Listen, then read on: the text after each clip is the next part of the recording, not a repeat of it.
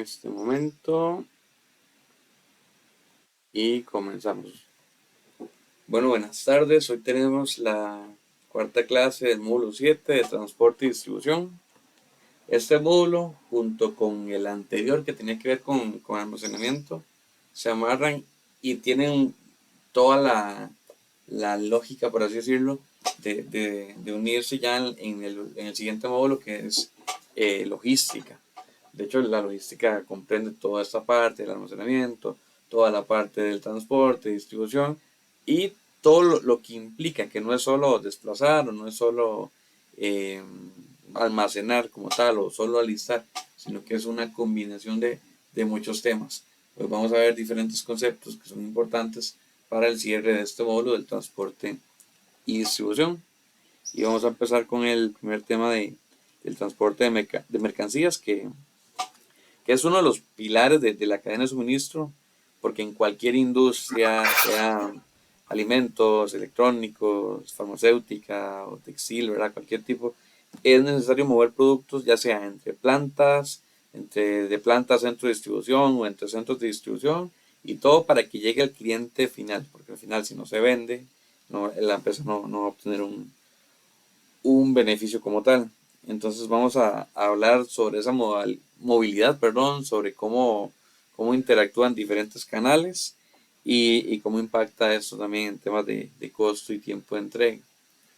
El primer tema que vamos a ver es la consolidación de cargas, que es un subtema que es necesario porque es como la estrategia de cómo ahorrar costos y optimizar los viajes con este tema de la consolidación. La consolidación como tal de cargas, ¿verdad? Es juntar mercancía de diferentes empresas o de diferentes pedidos en una sola unidad de transporte.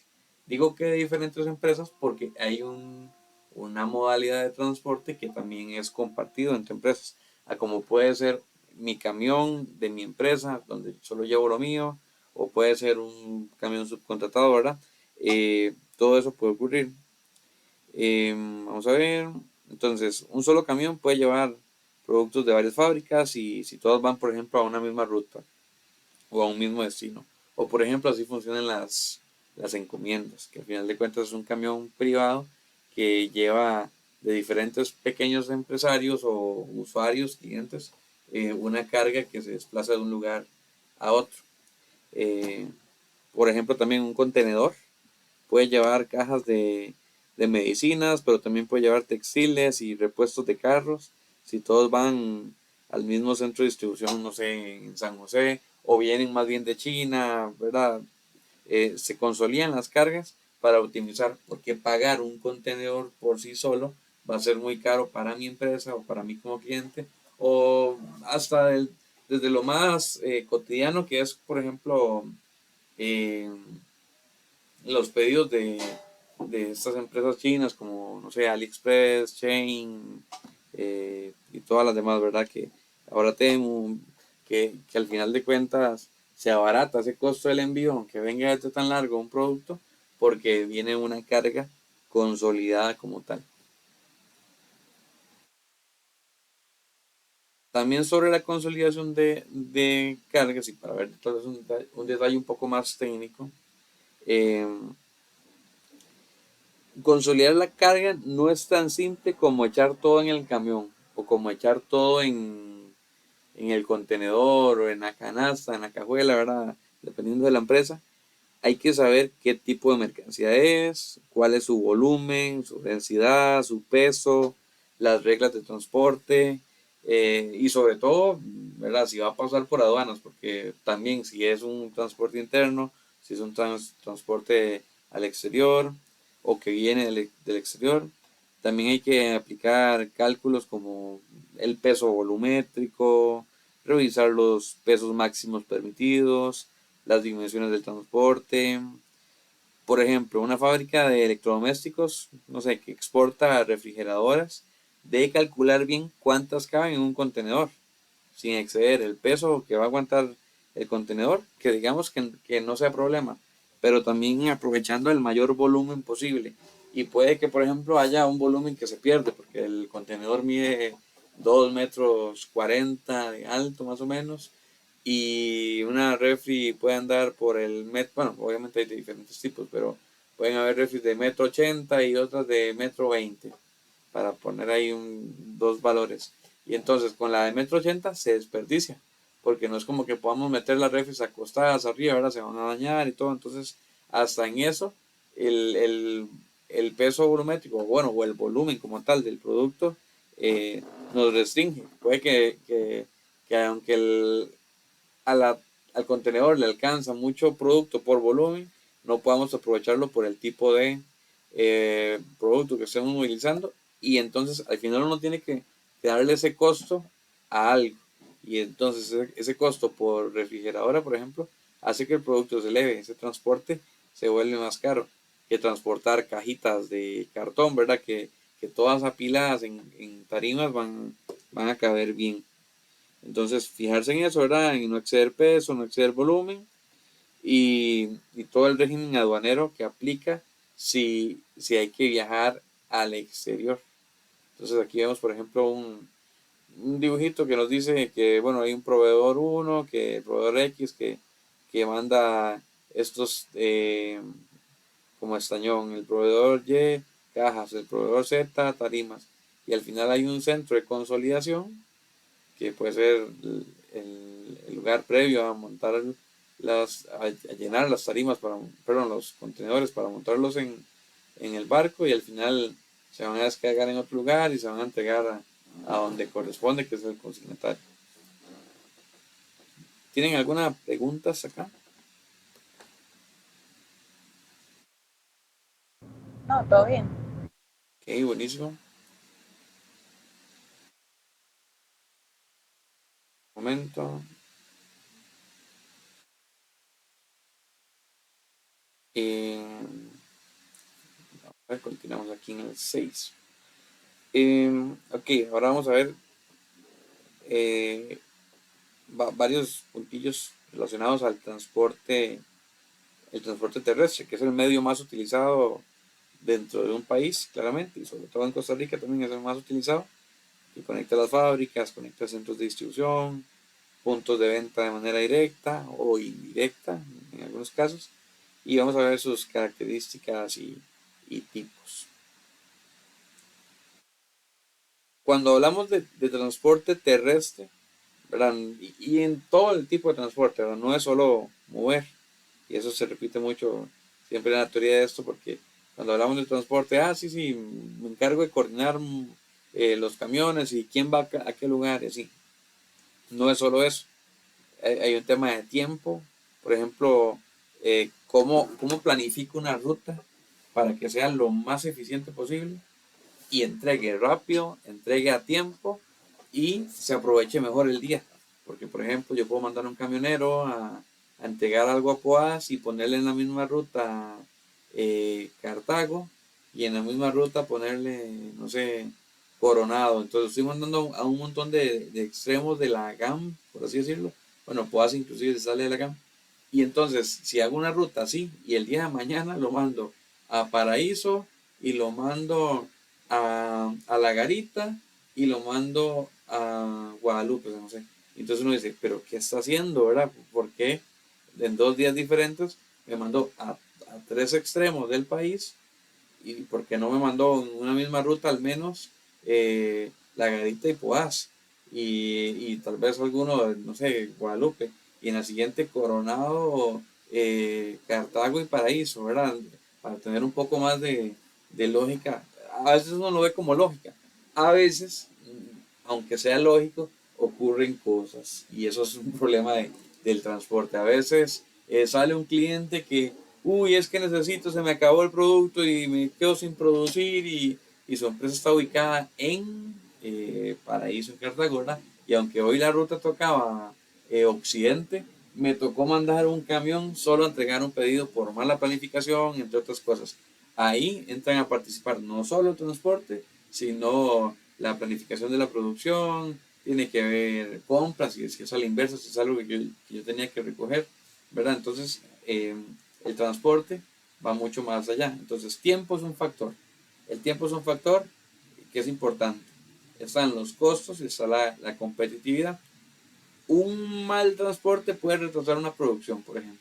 Puede hacer perder ventas, puede generar multas por incumplimientos a mi cliente. Si yo soy un proveedor y le proveo, por ejemplo, una materia prima a mi cliente y mi cliente no entrega a tiempo, depende del tipo de negociación que tenga mi cliente, va a quedar mal. Por ejemplo, si, si yo soy proveedor de una empresa y esa empresa es proveedor de la caja, por ejemplo, de la caja costarricense del Seguro Social, si esa empresa queda mal, lo van a multar, va a tener consecuencias porque yo le quedé mal. ¿Qué va a hacer mi cliente? Y no me puede cobrar eso, tal vez, a menos de que estuviera en contrato, pero sí me va a cambiar o me va a buscar cambiar lo más pronto posible y voy a perder una venta importante. Así que todo es una cadena y el nivel de importancia del transporte no es algo simple, no es algo secundario, no es como, no, lo que más importa es producción porque es quien hace lo que vendemos.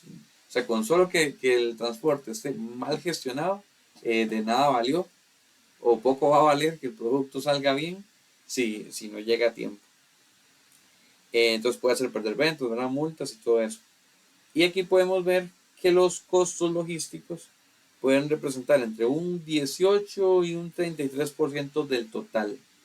¿Qué quiere decir esto? Que cuando a la hora de vender, cuando damos un precio de nuestro producto, se está considerando que el transporte puede andar ahí por el 20-30% del costo. O sea que si estoy vendiendo algo en 1000, por decir algo, 250 colones por ahí, 200, 300 colones, me está costando el transporte. Entonces vean lo complicado que se vuelve, ¿verdad? El no aprovechar bien el transporte, porque si hago un pedido, si en lo normal me cuesta entre 18 y 33%, una entrega adicional, una entrega no planeada, me va a costar mucho más. Ya eso me va a disminuir la rentabilidad de la empresa, ¿verdad? Porque si estoy gastando más en el transporte, además de que si hago rutas mal planeadas, gasto más gasolina, más aceite, ¿verdad? El cambio de aceite va a tener que ser más pronto. Eh, Llantas, ¿verdad? Todo lo que es mantenimiento, eh, kilometría del carro como tal, que después, si dentro del plan de la empresa está venderlo, a los 5 años, a los 10 años, como, como parte de su depreciación, también eso va a afectar, entre otras cosas, hasta el riesgo de andar tanto en la calle. Entre menos ande el chofer en la calle, menos probabilidades hay de chocar, ¿verdad? Obviamente no va a decir uno, no salga para que no choque, no, pero y entre menos kilómetros ande en la calle, las probabilidades de chocar también son más bajas, aunque obviamente ese no es el punto más importante a tomar en cuenta, no porque no sea importante que el chofer no choque, sino porque lo que se estudia, ¿verdad? Es esto, tiempo, cómo coordino para que llegue bien, llegue a tiempo, no gaste mucho, que me va a ver reflejado en costos. Y por último, en todo esto, hace que se mueva también el engranaje de la competitividad. ¿Por qué? Porque si yo llego a tiempo, soy más competitivo que mi cliente, perdón, que mi competencia, que llega tarde, que lo hace mal. Y de paso, si yo logro bajar los costos, si yo por lo menos estoy en el 18% y no en el 33%, yo podría decir, ok, no le voy a rebajar todo eso a mi cliente, pero sí le voy a bajar por lo menos un poquito. Y así gana mi cliente y gano yo con un proyecto que hago de mejora para no gastar tanto. Ahora, diferentes transportes terrestres están, bueno, los contenedores, los camiones distribuidores y, y lo que es tren ferroviario, que no es el fuerte de Costa Rica, lamentablemente. Yo siempre lo menciono esto. Para mí sería ideal tener trenes y no tener tantos camiones en la calle. Y no con esto, y siempre lo aclaro también, no con esto decir vamos a quitarle el empleo a los camioneros, no, sino que más bien, ¿por qué estos camioneros mejor no trabajar en el sector ferroviario, por ejemplo, para que manejen, por ejemplo, una locomotora y no un camión? Claramente no va a haber trabajo para todos, pero de eso se trata la competitividad de un país, digamos. Estamos al punto del colapso en las carreteras. Un día de estos, ¿cuándo fue? Ayer o antier, no, ¿y qué es? Martes. Ayer andaba en Escazú, yo vivo por Heredia, y andaba en Escazú, y a mediodía, salir de Escazú, mediodía de regreso, como, como hora y media. O sea, es increíble que una distancia tan corta, que sin presa uno la hace en 25, 30 minutos, dure hasta una hora más. Y eso es un caso que me pasó a mí. Estoy seguro que a todos les ha pasado que en algún momento se han comido una buena presa. Parte de, no es la culpa total, pero parte de es tanto camión en la calle, como también la culpa la tienen tanta persona que viaja sola en un carro, no hacer teletrabajo por parte de las empresas, que el sistema público tampoco es muy bueno, ¿verdad? Todo eso se combina, pero entonces un aporte que podría tener el Estado es, por ejemplo, terminemos o reconstruyamos la línea del tren a Caldera para que haya transporte, por ejemplo, de Caldera a la GAM de contenedores. Entonces están los contenedores, es uno, los camiones distribuidores es el otro, que son los típicos camiones que van a entregar ya producto a un lugar, y tren ferroviario, que ese es otro. Ahorita vamos a hablar un poco más de eso. Y lo podemos ver en fotos, eh, como son los contenedores, ¿verdad? Clásicos, que uno los ve por todo el país en realidad. Los camioncitos, que ya eso sí es más común verlo en la parte de cualquier sector comercial, digamos, donde haya de todo, ya sea donde haya una panadería, donde haya una cafetería, donde haya una tienda, siempre van a haber transporte terrestre de camiones. Y este tipo de transporte terrestre ferroviario es el que aún no tenemos. Yo tuve la no sé si dicha, porque no nada me gané, pero tuve la oportunidad, digamos, de ver un tren.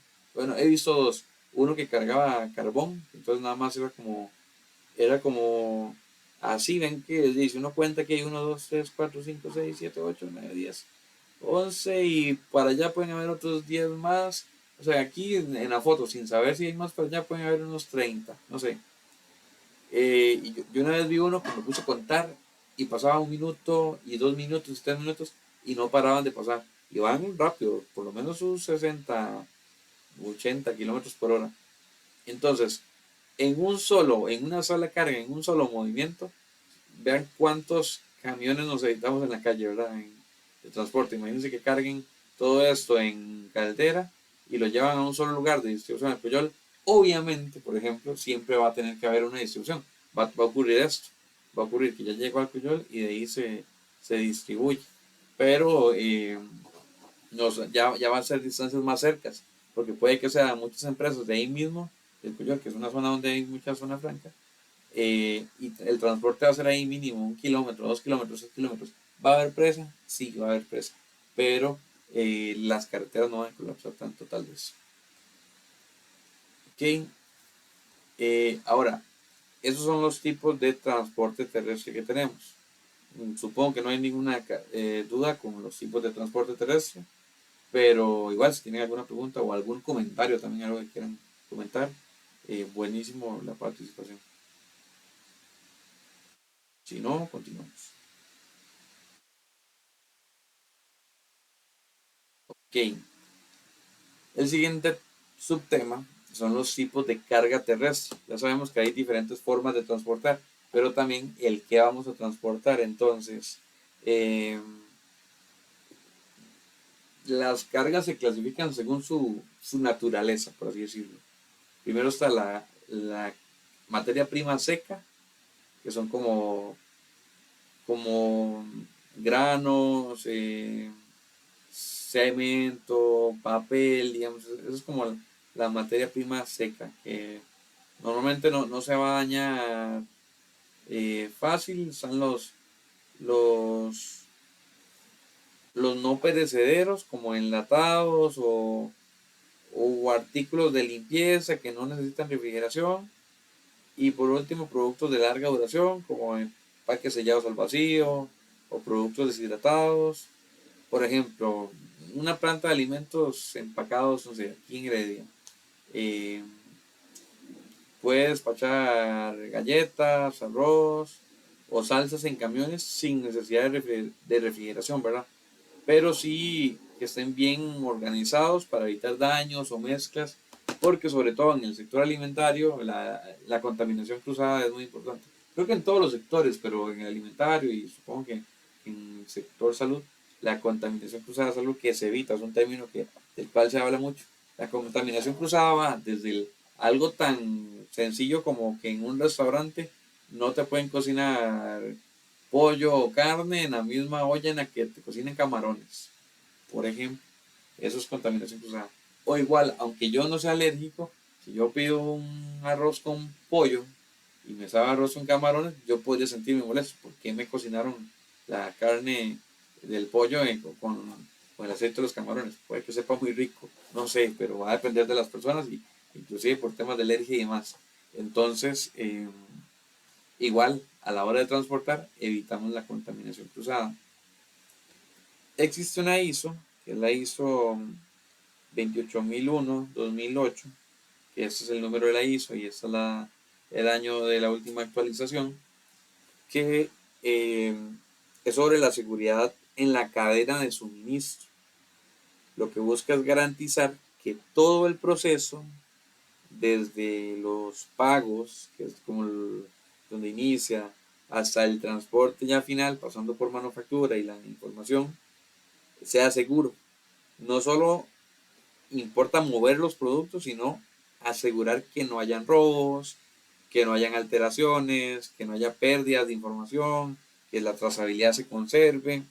Y esta norma se aplica, por ejemplo, cuando una empresa de productos farmacéuticos exporta medicamentos.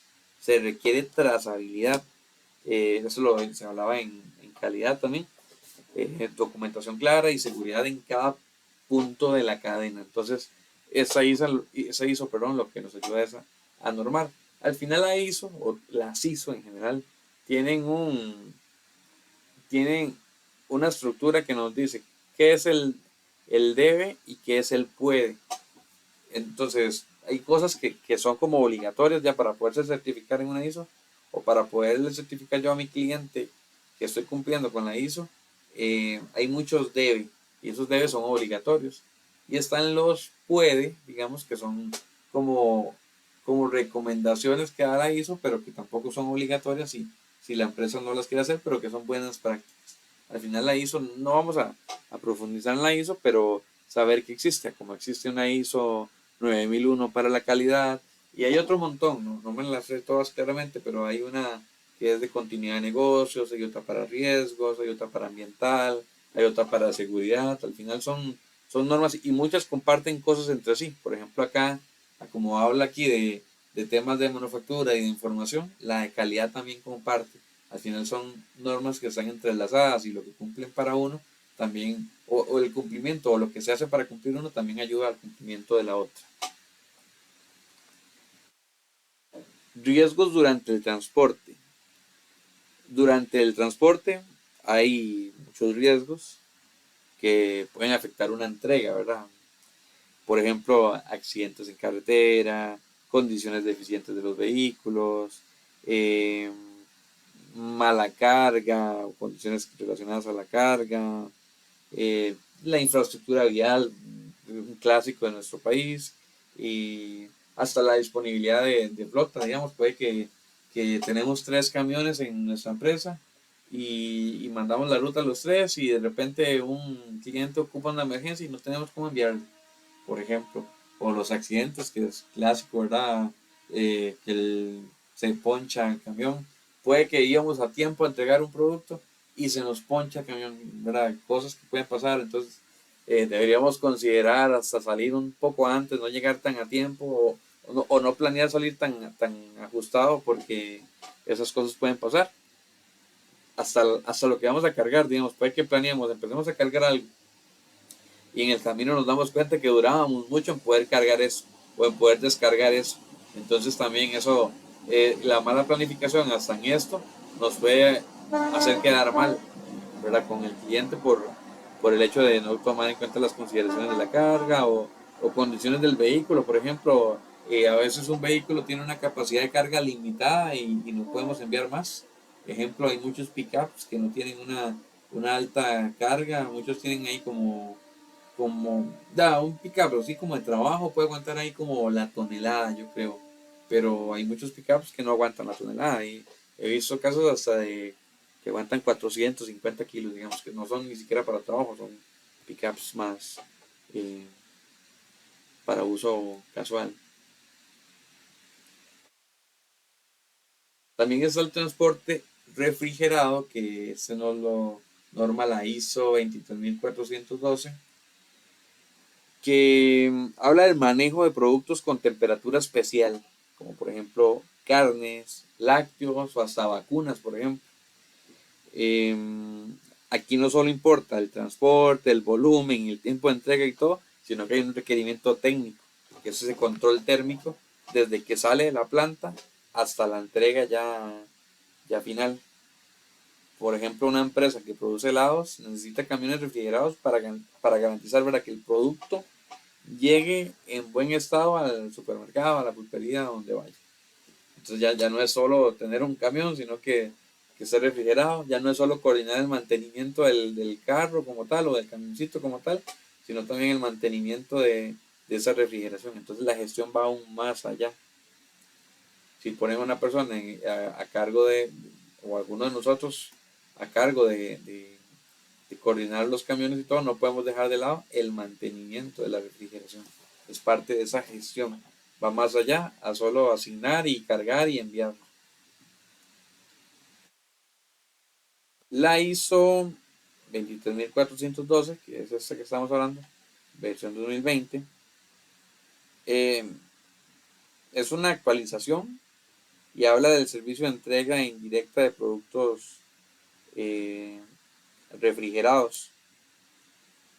Esto pasa cuando el producto no va directo de la fábrica al cliente, sino que pasa de la empresa, va a un mayorista, que luego le entrega a un minorista y luego va a un cliente final.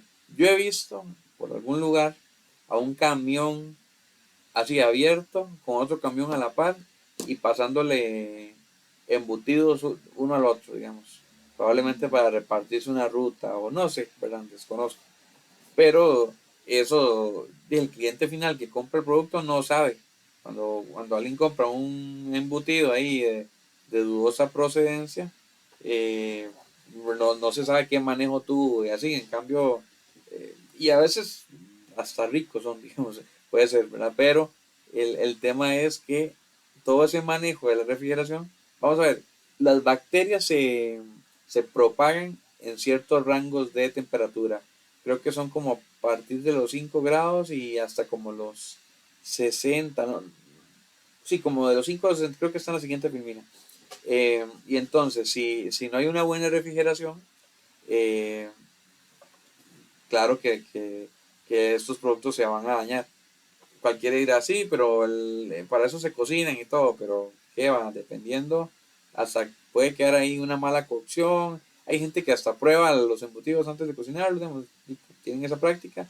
Y igual, sí, se pueden terminar enfermando por algo tan básico.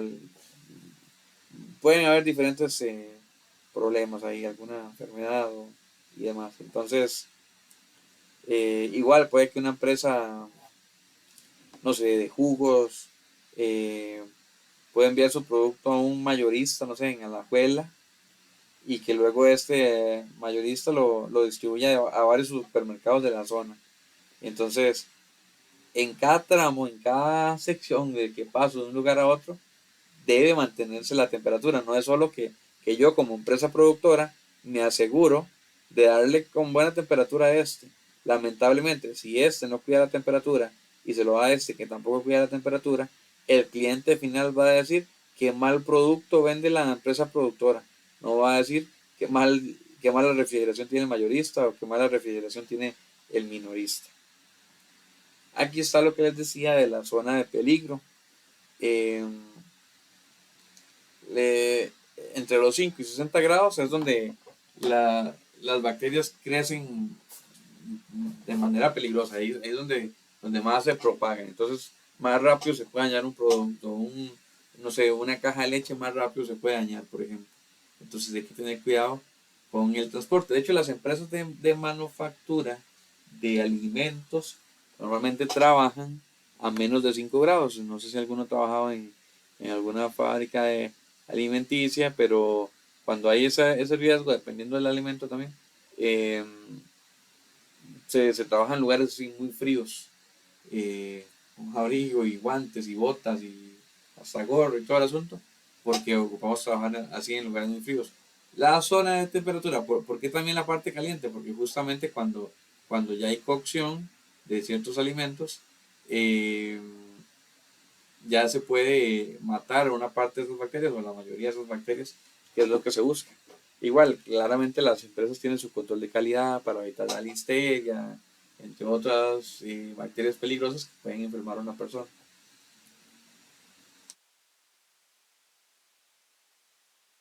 Aquí viene, bueno, en esta filmina vemos eh, los temas que cubre la norma, las secciones que tiene esta norma del transporte refrigerado, desde la definición del servicio, el tipo de red de transporte, la información que debe intercambiarse entre los proveedores y los clientes, las condiciones de los paquetes, los manuales de operación, el personal capacitado.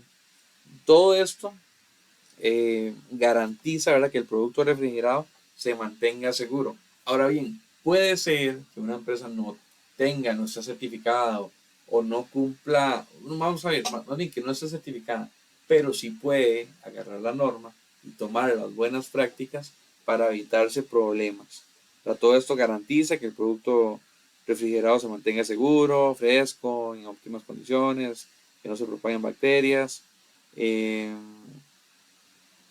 no sé, por ejemplo, una empresa que haga y reparta yogur debe tener manuales claros para los choferes, ¿verdad? El chofer se le debe evaluar y en eso participa control de calidad, o sea, control de calidad participa tanto en la producción como en el transporte y distribución. Entonces, ahí control de calidad va a tener sus filtros para asegurarse que los choferes cumplen con todo esto, que las cámaras de frío en los puntos de ventas también, eso también, cuando tenemos las no sé, una empresa de embutidos y que le da su cámara a la super, por ejemplo. Entonces, esas cámaras de frío también nosotros tenemos que asegurarnos que estén buenas. Primero que todo, porque si se dañan, se va a dañar el producto y lo vamos a perder. Mi cliente, super o pulpería, va a perder. El cliente que le compra a él va a decir, no, ahí no voy porque siempre está mala la cámara. Entonces, es una cadena de cosas malas. Eh, y entonces, ¿verdad? Hay que asegurarnos que esas cámaras estén bien, que los procedimientos en caso de fallos estén bien claros, que se sepa qué se va a hacer y cómo se va a manejar el producto en caso de que fallen, porque van a llegar a fallar. Tanto las cámaras como los camiones en algún momento van a fallar, es normal. Lo que sí se debe tratar es que no ocurra y de que se ocurre el impacto sea el menor posible. Aquí tenemos aspectos relevantes de la norma o como resumen los puntos claves, el tipo de servicio, las condiciones de las cámaras de frío, los paquetes, los tiempos y la norma la forma, perdón, en la que se entregan los productos. Entonces, cada detalle importa. Todo esto impacta en ese cumplimiento de la norma. Por ejemplo, si una empresa empaca sus productos refrigerados no sé, sin el embalaje adecuado, aunque el camión tenga una buena refrigeración, el producto igual se puede echar a perder. Pero puede ir frío y llegó frío, pero llegó todo golpeado y ya el cliente no lo quiere así. Entonces vean cómo todo tiene que ver. Eh, es vital tener control sobre los horarios de entrega para que el producto no pase muchas horas bajo sol, por ejemplo, antes de que lo metan en una cámara de refrigeración en el destino. Entonces, hasta eso, o sea, llego y entrego y ocupo asegurarme que mi cliente rápido guarde eso. O si soy yo que le doy el servicio, también hacerlo lo más pronto posible. ¿Tienen alguna pregunta hasta acá? ¿Todo Todo claro? claro. Buenísimo. Vamos a hablar ahora del transporte aéreo. Eh, es el más rápido, ¿verdad? Claramente uno piensa en el transporte aéreo es súper rápido, pero también es más costoso, así que no es cualquier tipo de producto o no es todo el tiempo que se va a hacer un transporte aéreo. La IATA, que es la Asociación Internacional de Transporte Aéreo, es una organización que agrupa a la mayoría de aerolíneas del mundo y la principal función es garantizar que el transporte aéreo sea seguro, que sea confiable y que sea eficiente. Obviamente las aerolíneas buscan la seguridad de toda la gente que se moviliza, pero también hay transporte de carga. Entonces ese transporte de carga, por ejemplo aquí en Costa Rica son los aviones amarillos, los de DHL, no sé si los han visto. Y debe haber otras, ¿no? No creo que solo esas. Y también las aerolíneas comerciales también llevan carga, ¿no? Como llevan maletas, probablemente también lleven otro tipo de cosas. Eh, y esta asociación lo que busca es como estandarizar y asegurar esa seguridad en el transporte. Se fundó en el 45 y regula gran parte del tráfico aéreo global.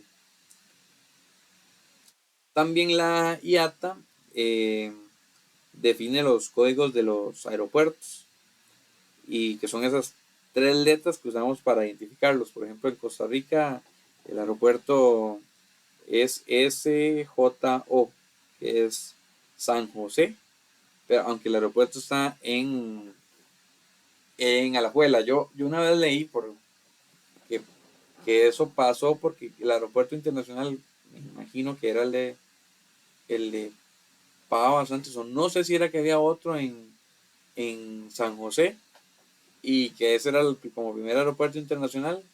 Y después, ya cuando se hizo el Juan Santa María, que era más grande, más capacidad y todo, para evitarse y toda la complejidad, se llevaron el código para ahí. O sea, fue como que lo trasladaron a la escuela, básicamente. Creo que Costa Rica también tiene otros aeropuertos. Bueno, no, creo no. Eh, C3, no sé si habrá uno más, pero creo que solo son el de Liberia, que es internacional, obviamente el de Juan Santa María, y el Tobías Bolaños, que es el de Pavas, me parece que también es un aeropuerto internacional. ¿Qué lo hace internacional? Que tenga aduanas, que tenga migración, para poder asegurar que lo que entra y sale de ese aeropuerto, ¿verdad? Que no se vaya a prestar para, bueno, no solo pensando en algo malo, sino que hay una regulación, hay impuestos que pagar, hay filtros que, que aplicar a las personas que entran o productos que entran al país. Entonces, eh, eso lo regula la IATA. Este es el logo de IATA. IATA tiene ciertos objetivos, que son impulsar el crecimiento del transporte aéreo internacional, que ese es uno, fortalecer la seguridad, eh, fortalecer la colaboración entre las aerolíneas y crear normas para que todo el sistema funcione igual en cualquier parte del mundo. Entonces, a la hora de cargar un avión y los sistemas de carga de un avión son iguales acá en Costa Rica que en México, que en España, que en Filipinas, etcétera. Entonces, por ejemplo, no sé, una empresa que produce microchips y exporta desde Costa Rica necesita trabajar con aerolíneas y agentes certificados bajo IATA para asegurar el envío y el cumplimiento legal. ¿Qué es una certificación IATA? Bueno, es una certificación que es necesaria, sirve para que una empresa pueda operar formalmente con aerolíneas internacionales. Con esta certificación se puede negociar tarifas, emitir documentos de embarque aéreo, como ese eh, AWB, que es Airwaybill, que, que son documentos. Más adelante vamos a ver un poco de esas siglas y esa simbología. Eh, entonces, si una empresa que está ubicada, no sé, en Alajuela, ocupa enviar productos farmacéuticos a Alemania, el agente que lo tramita necesita tener esa certificación para manejar toda la documentación con la aerolínea. No puede ser así cualquier persona, no es como que vamos a poner a Fran ahí porque tal vez Fran lo puede hacer. No, tendría que ser un agente acreditado por IATA. El agente IATA es la persona o empresa autorizada para hacer trámites con las aerolíneas, ¿verdad? Entonces, entre las funciones están supervisar la carga, descargar, bueno, cuando se hace la descarga de aviones, emitir contratos de transporte, cobrar los fletes, gestionar los trámites entre los distintos actores del proceso, como la aduana, la aerolínea, el cliente. Por ejemplo, una zona franca que exporta componentes electrónicos usa agentes IATA para que todo el papeleo salga bien desde el aeropuerto, por ejemplo. Entonces, tiene diferentes funciones, es un rol interesante. Habrá quien le guste, puede tanto desarrollarlo como un ingeniero industrial, como alguien que estudió algo relacionado con ingeniería industrial, o creería que también va a estar muy afín a los que estudian aduanas, por ahí anda. Beneficios de un agente IATA: eh, permite emitir documentos oficiales en nombre de las aerolíneas, eh, cosa que un agente certificado no puede hacer, ¿verdad? Además da prestigio, porque significa que se cumple con estándares internacionales y se puede acceder a sistemas como este Cargo con Settlement Systems para, bueno, que ayuda a simplificar pagos, cobros y conciliaciones en todo el proceso de carga. Son como temas ya muy propios de la gestión como tal aeroportuaria que, que tener un agente ya está, facilita. Tenemos códigos que les decía anteriormente, hay un montón. eh, de aquí lo que vienen son unos ejemplos como este aeropuerto de Atlanta, ATL, este de Beijing, PK, este de Chicago, que es ORD, este de Londres, que es LHR. Ven que a veces tratan de ponerles un, o siglas que sean muy parecidas al nombre, ¿verdad? Pero no siempre pasa así. Por ejemplo, ese de Atlanta, ATL, bien, pero no sé, probablemente en Italia, en Atalanta, no sea, bueno, no sea, no puede ser ATL. O por ejemplo, nosotros tenemos SJO, como San José, pero ahí, si no me equivoco, un aeropuerto en San José, California, que ya no puede ser SJO, tiene otras siglas. Y así en todos los lugares, todas las que podían ser parecidas, ya no van a estar compartidas en otro lugar. Sabemos, ¿verdad?, que el de Costa Rica es SJO. Por ejemplo, el de Liberia uno podría creer, ¿por qué no es LIB, verdad? Pero probablemente ese LIB ya está ocupado por alguien más. Entonces ahí le ponen otra letra y listo, ese es el de Liberia. Listo, o sea, así se fue. Igual, eso no lo definió Costa Rica, eso lo define el IATA, que dan un nuevo aeropuerto y hay que pedirle al IATA que le den una nueva codificación. Claro que la codificación tiene que estar lo más acorde al lugar. Otros aeropuertos, el John F. Kennedy, que es uno como de los más famosos, el de Miami, en República Dominicana, Santo Domingo, verdad que hay mucho comercio con este país. Eh, el de Panamá, PTY, ¿verdad? Uno diría, ¿por qué no PAN? Pero bueno, ya se fue el que se definió. El de México está muy fácil, next. El LAX Los Ángeles, Bogotá está muy fácil, Madrid está muy fácil. Y no sé si tienen alguna pregunta relacionada al transporte aéreo. Y no pasamos al transporte marítimo. El transporte marítimo también tiene otro montón de complicaciones.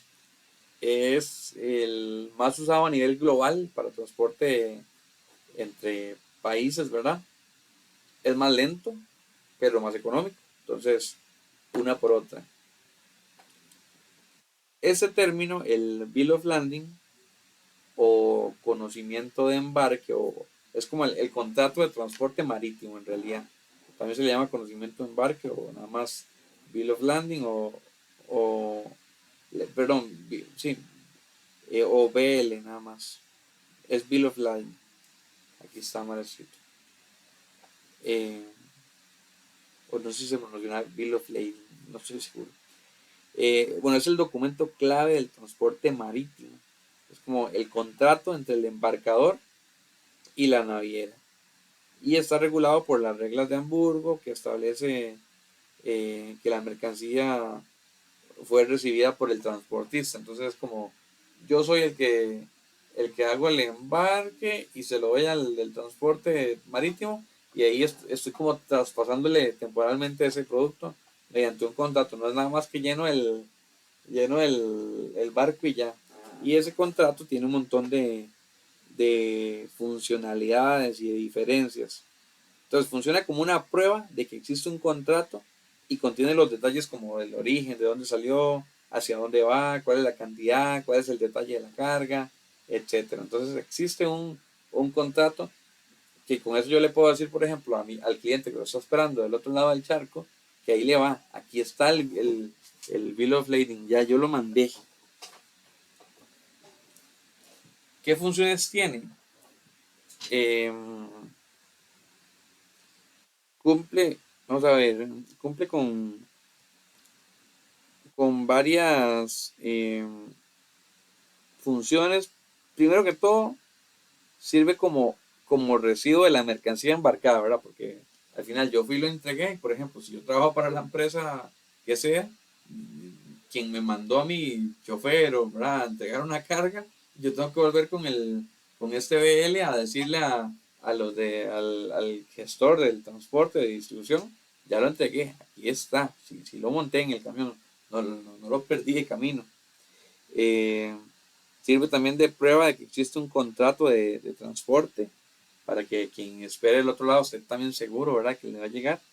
Y indica quién es el propietario legal de la carga, y además es negociable. Se puede usar como respaldo financiero, por ejemplo, en operaciones para un crédito, no sé, como bancario, donde lo pidan como un respaldo de documentación de que ya viene un producto, de que ya enviamos un producto y que por lo tanto va a entrar un dinero, etcétera. No sé, en la industria textil, si se exporta ropa, no sé, desde Limón a España, este documento va firmado por ambas partes y se presenta en aduanas y en bancos, por ejemplo. Puede ser, si así se amerita. Hay diferentes tipos. eh, Vamos a ver cada uno de ellos. Hay para embarque, a bordo, a la orden, al portador, nominativo y sin transbordo. Más o menos se ve así, como viene acá, es un documento, como tal, es un contrato, y vamos a ver los diferentes tipos.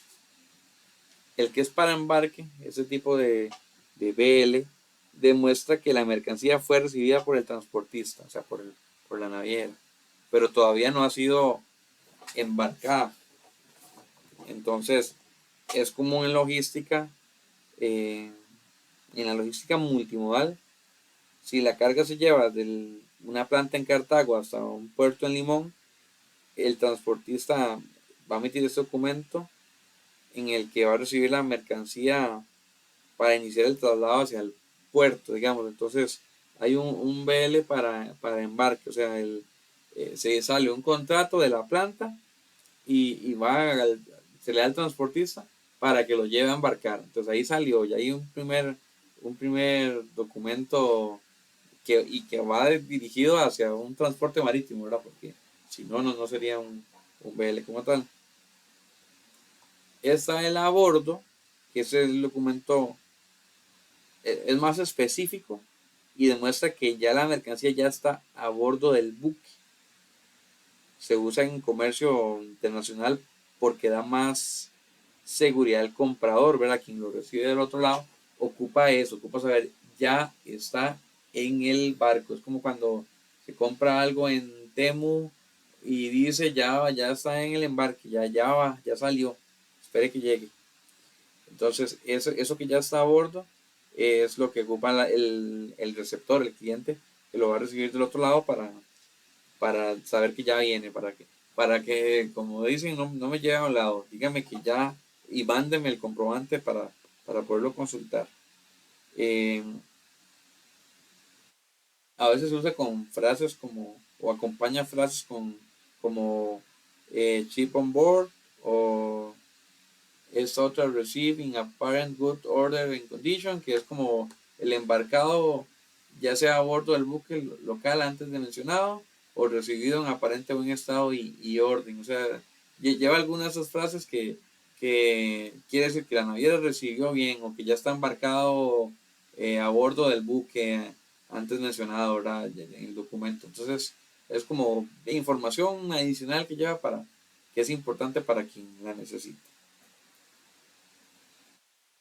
El Bill of Lading a la orden, eh, bueno, cuando es a la orden, perdón, o este que se llama a la orden, significa que el documento puede ser endosado, es decir, transferido de una persona a otra mediante firma.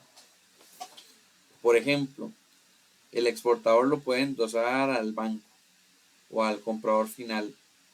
Esto es útil cuando hay operaciones financieras involucradas o el producto se vende en el camino, por ejemplo. Entonces, yo mandé un producto y ya luego lo mandé, pero no lo había vendido y ya lo vendí, entonces yo puedo endosar, darlo, hacer esto a la orden. Es útil cuando, ¿verdad? Cuando están esas condiciones. Por ejemplo, si una fábrica, no sé, en San José exporta a México y va a vía marítima, eh, y el cliente lo vende antes de que llegue, puede usar este BL para transferirlo legalmente, para que ya al del otro lado la persona pueda ir a retirarlo al puerto correspondiente. Sirve para justamente ese trámite legal. Al portador, eh, el, el BL al portador no tiene un destinatario específico. La mercancía puede ser retirada por quien tenga el documento en mano. Entonces, por ejemplo, puede que del otro lado del puerto donde vayan a recibir, a alguien se le envíe este BL al portador para que lo retire y lo lleve a alguna bodega y ya después lo comprarán, ¿verdad? Entonces, no necesariamente va para un cliente, sino que quien lo tenga lo puede retirar. Entonces, facilita operaciones rápidas, pero es más riesgoso, porque es que ese bill of lading se pierde, eh, ver a alguien más podría retirar el producto. En general se usa poco, porque si se pierde el documento, cualquiera podría reclamar la carga, ¿verdad? Además, lo más común es que la empresa cuando mande un producto sepa para quién va y ya alguien lo vaya a retirar. El contrato o BL nominativo es emitido a nombre de una persona o empresa específica. Solo esa persona o solo esa empresa puede retirar la mercancía, presentando ahora una copia del documento.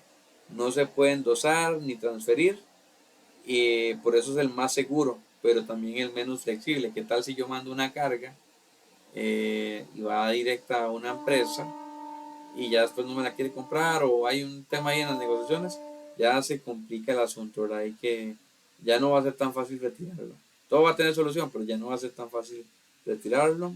Eh, o sea que es menos flexible y es ideal para envíos delicados como maquinaria especializada o repuestos que no pueden llegar a otra persona. O sea, es algo muy especializado que tiene que tiene que enviarse. Y está el sin transbordo, que esa filmina trata sobre el concepto de transporte sin transbordo, es decir, cuando la carga se transporta de un punto perdón, a un punto B sin necesidad de cambiar de medio ni de vehículo. Dentro de esta categoría hay dos modalidades importantes que, que a ver. Vamos a ver, están estos los Transshipment Bills, si todo el recorrido se realiza por mar. Y están los Draw Bills, que aplican cuando el transporte por mar es solo una parte del recorrido. Puede ser que la mercancía llegue en barco hasta un puerto y luego continúe su viaje por otro medio, como terrestre, fluvial inclusive, que fluvial es por los ríos. Eh, este tipo de documento permite esa combinación y es una alternativa para estos BL o Bill of Lading combinados. Entonces cuando se llama así sin transbordo, es decir, sirve para que ya sea el caso de que todo el recorrido es por la mar o cuando hay una parte del recorrido que puede cambiar. Con el transporte por mar solo es una parte del recorrido, la otra puede ser fluvial, por ejemplo. Y vamos a ver.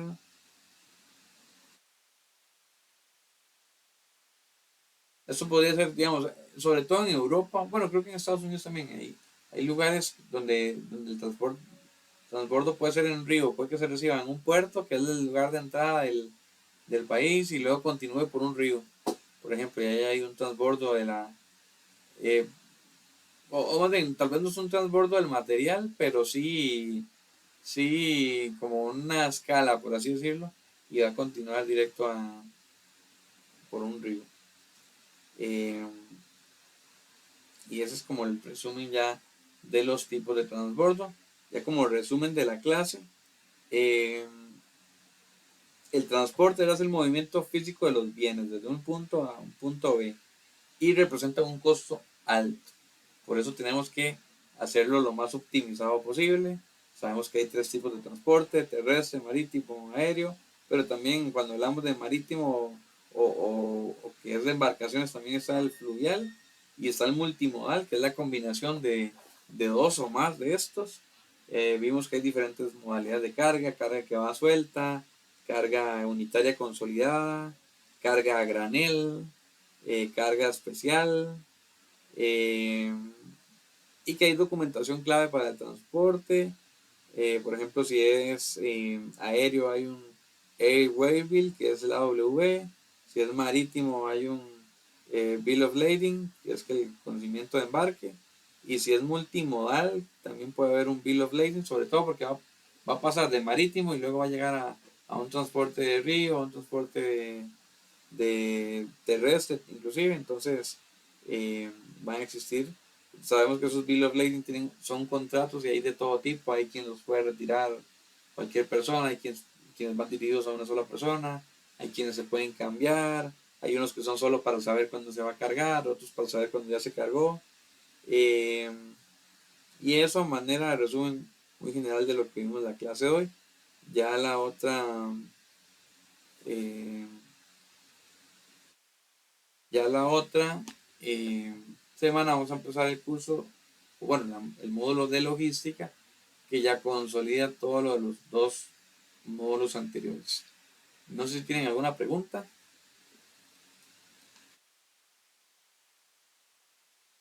Hasta ahora todo claro. ¿Todo claro? Buenísimo. Nos Sí, vemos la todo claro, próxima profe. semana. Pura vida. Que la pasen bien. Hasta luego. Hasta luego, buenas noches. Buenas Gracias, noches. buenas noches.